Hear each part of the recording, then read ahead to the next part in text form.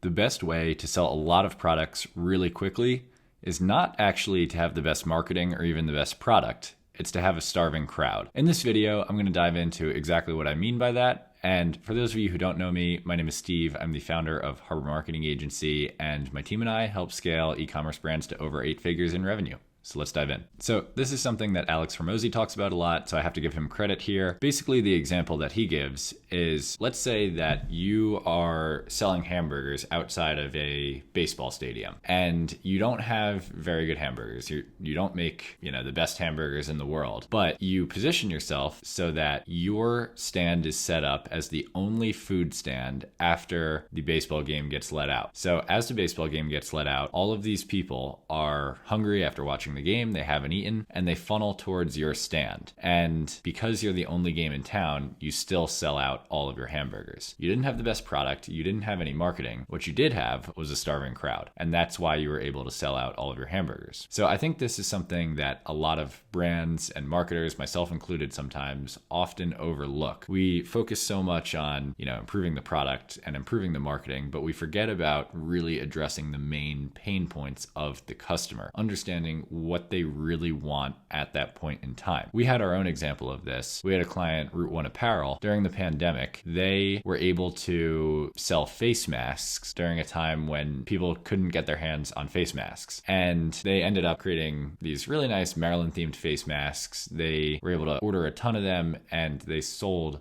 like crazy.